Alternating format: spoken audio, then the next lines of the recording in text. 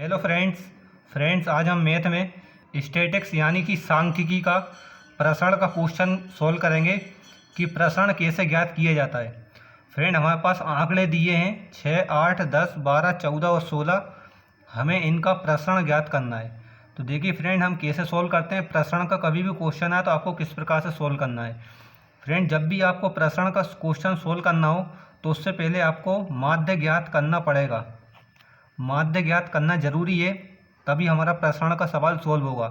तो हम इन आंकड़ों का माध्य ज्ञात करते हैं। तो माध्य ज्ञात करने के लिए हमको इन सारी संख्याओं को आपस में जोड़ना होगा। तो जोड़ लेते हैं। 8 और 6 14, 14 और 10 24, 24 और 12 36 और 36 और 14 50, 50 और 16 कितने होते हैं 66। तो ये कितने होगा, इनको जोड़ने पे 66 और टोटल संख्याओं से भाग देना है। 1 2 3 4 5 6, कितनी संख्या है 6।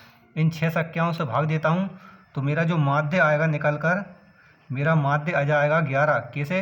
क्योंकि 6 से जब हम भाग देंगे तो 11 बार कटेगा, तो 11 6 66। तो हमारा माध्य कितना आ गया 11। अब फ्रेंड क्या करना पड़ेगा, जो हमारा माध्य आया है 11, इस माध्य अब जो आंकड़े दिए हैं हमारे पास जो संख्या है उस संख्या को इस माध्य में से घटाना है। तो देखिए इस माध्य हम इस आंकड़ों को माध्य में से घटाते हैं। देखिए तो हम इसको कैसे लिखेंगे, पहले आंकड़े वाली संख्या को लिखेंगे, फिर -11, फिर आंकड़े वाली संख्या 8, फिर -11। इस प्रकार से फिर आंकड़े वाली संख्या 10 -11, फिर आंकड़े वाली संख्या 12, फिर -11। इसके बाद अगली संख्या हमारी 14 -11, अगली संख्या है 16 -11। तो फ्रेंड इनको घटा लेते हैं। देखिए अब माइनस की बड़ी संख्या है 11, तो 11 में से 6 जाएंगे तो बचेंगे 5, लेकिन माइनस के। 11 में से 8 जाएंगे तो कितने बचेंगे 3, लेकिन माइनस के, क्योंकि बड़ी संख्या माइनस की है। इसी प्रकार 11 में से 10 जाएंगे तो 1 बचेगा, वही माइनस का, क्यों बड़ी संख्या है। 12 में से 11 गया 1, 14 में से 11 गए 3 और 16 में से 11 गए 5। तो इस प्रकार से हमारी ये संख्या आ चुकी हैं। अब फ्रेंड क्या करना है, हमको इन संख्याओं का स्क्वायर करना है।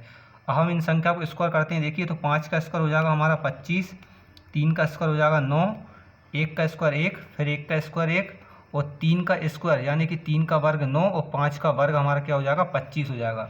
और फ्रेंड आप जानते हैं कि माइनस वाली संख्या का वर्ग करने पर वह प्लस वाली बन जाती हैं। तो यहाँ तक पहुँच चुके हैं। अब फ्रेंड हमको क्या करना है, आखिरी स्टेप में इन सारी संख्याओं को आपस में जोड़ लेना है। तो देखिए मैं जोड़ लेता हूँ। तो 25 और 1 26, 27 और 27 में ऐसा करते हैं फ्रेंड, पहले हम 25 में 25 जोड़ लेते हैं। तो 25 और 25 हो जाएगा 50, 50 और 1 51 और 1 52 और 52 में 9 जोड़ते हैं तो हो जाएगा 61 और 61 और 9 हो जाएगा हमारा 70।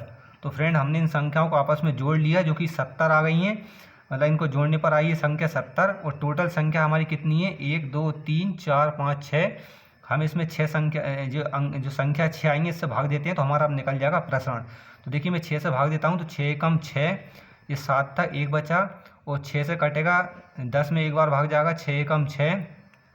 अब फ्रेंड ये हमारा कितना बचा 4 बचा, क्योंकि 6 एकम 6, 10 में 6 का 4 पॉइंट लगाई तो ये 4 बचा था, इसमें 0 बढ़ाई और ये हो जाएगा 6 6 36।